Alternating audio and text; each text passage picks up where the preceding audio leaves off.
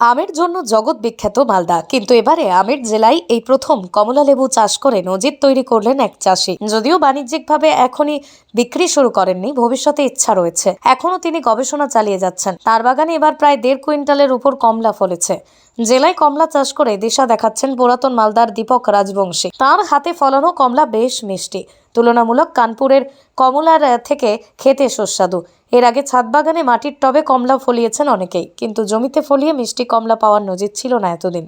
যদিও আকারে দার্জিলিং কমলার থেকে সামান্য ছোট, দীপকবাবু এখন আকার বড় করা নিয়ে গবেষণা চালাচ্ছেন। এই চাষে তিনি সন্তুষ্ট নন। যদিও এখনও বিক্রি শুরু করেননি, আকার বাড়িয়ে তবেই বিক্রির ব্যাপারে ভাববেন বলেই জানিয়েছেন। তবে জেলার কয়েকজন ফল ব্যবসায়ীকে তিনি 30 থেকে 35 টাকা কিলো দরে কমলালেবু বিক্রি করেছেন। পুরাতন মালদার গোয়ালপাড়ায় বাড়ি তার। বাড়ির কাছেই নিজের জমিতে তিনি বছর 4 আগে 10টি কমলার চারা রোপণ করেছিলেন। নদিয়ার রানাঘাটের এক নার্সারি থেকে ভুটানি প্রজাতির চারা কিনে নিয়ে এসেছিলেন। সেখান থেকেই তাঁর শুরু।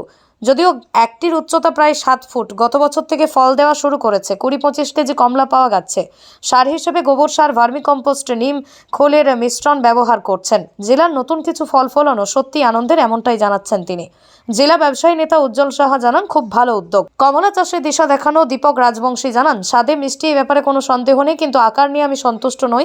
গবেষণা চালানো হচ্ছে আকার বড় করার জন্য। এ ব্যাপারে কোনো পরামর্শ পেলে ভালোই হয়। আকার বড় করে তবেই বিক্রির ব্যাপারে ভাবা যাবে। এই বিষয়ে পুরাতন মালদা সহ কৃষি অধিকর্তা সমজিৎ মজুমদার জানান, সত্যি খুব ভালো উদ্যোগ এটি। আমরা ওই চাষির পাশে রয়েছি।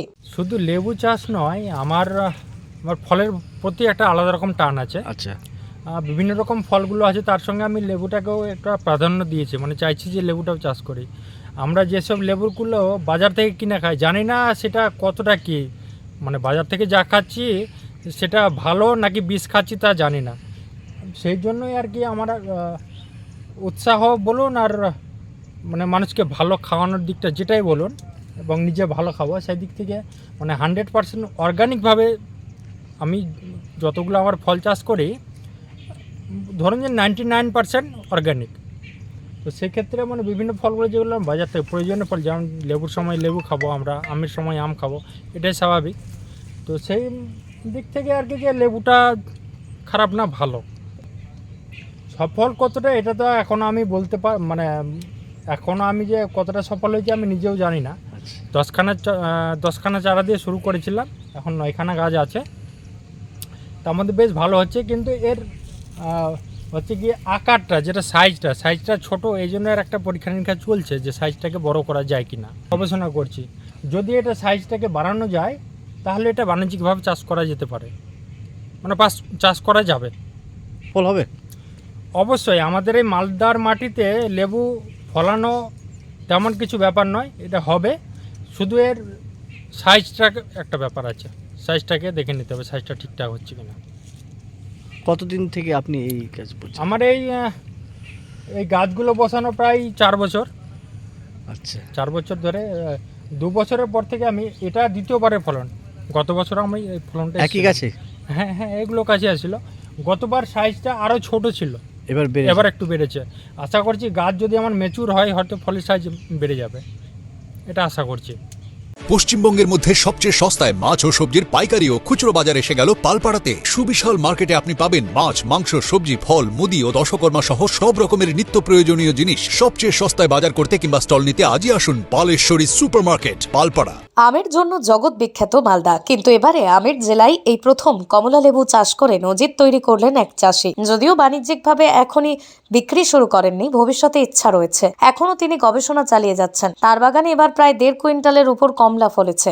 জেলায় কমলা চাষ করে দিশা দেখাচ্ছেন পুরাতন মালদার দীপক রাজবংশী। তার হাতে ফলানো কমলা বেশ মিষ্টি, তুলনামূলক কানপুরের কমলার থেকে খেতে সুস্বাদু। এর আগে ছাদ বাগানে মাটির টবে কমলা ফলিয়েছেন অনেকেই, কিন্তু জমিতে ফলিয়ে মিষ্টি কমলা পাওয়ার নজির ছিল না এতদিন।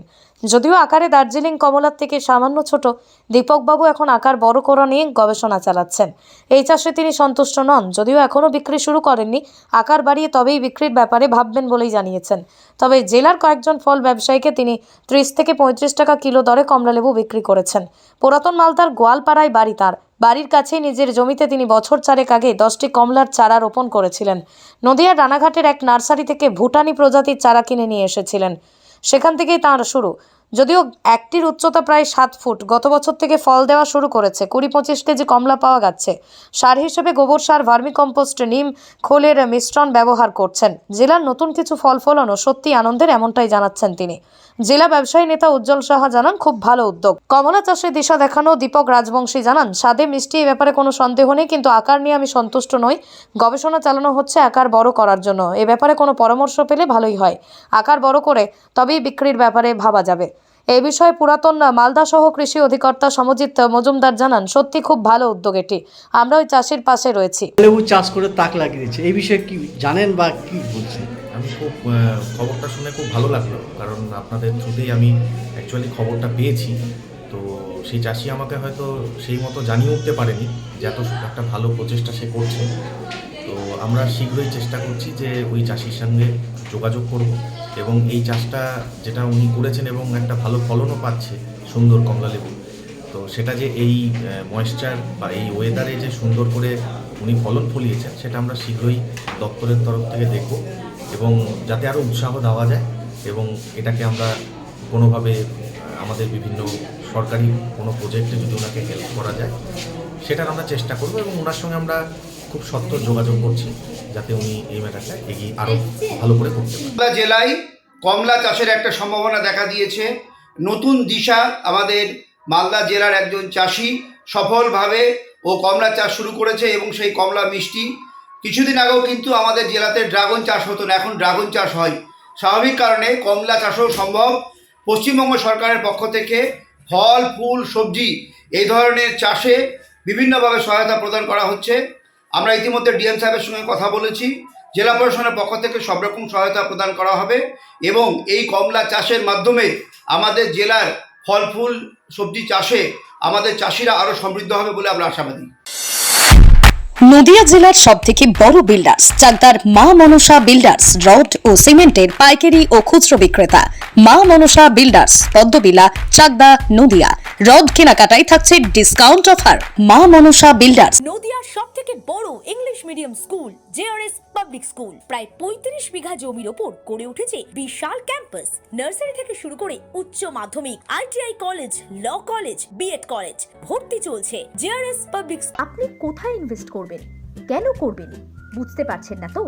সঠিক গাইডলাইন পেতে আজই আসুন নদিয়ার চাকদাতে নিবেদিতা প্রাইভেট লিমিটেডে। Nivedita private limited, marketing and distribution service. Balcony বা সিঁড়ির রেলিং, মডিউলার কিচেন বা ড্রয়িং রুম, এক কথায় আপনার স্বপ্নের বাড়িকে করে তুলুন আরো সুন্দর। Chakdah ply centre, gorgeous look বা কোয়ালিটি সবেতেই number 1। Chakdah ply centre, Chakdah ply centre, KBM, Chakdah, Nadia. হোমওয়ার্কটা করেছো? হ্যাঁ স্যার। এ বাবা, ভুল করেছো কেন? চোখে কেমন ঝাপসা দেখছি, লিখতে আর পড়তে খুব সমস্যা হচ্ছে। চাকদার মডার্ন অপটিক্স থেকে ভালো চোখের ডাক্তার দেখিয়ে নাও। প্রতিদিন প্রকৃত চোখের ডাক্তার ও দৃষ্টি বিশেষজ্ঞ মডার্ন অপটিক্স, চাকদহে। সৌর বিদ্যুৎ RS Royce solar and engineering নিয়ে এসেছে solar panel, pump, motor, accessories, street light, inverter, DC কেবল, MC4 কন্ট্যাক্টর। সুলভ মূল্যে ভিন্ন কোম্পানির সোলার প্যানেল পাইকারি ও খুচরো ক্রয় করুন। B17/48, Kalyani, Nadia. Samsung, Jio, Realme, নদিয়ার একমাত্র অথরাইজড ডিস্ট্রিবিউটর ঘোষ কমিউনিকেশন, থানার মোড়, চাকদা, নদিয়া।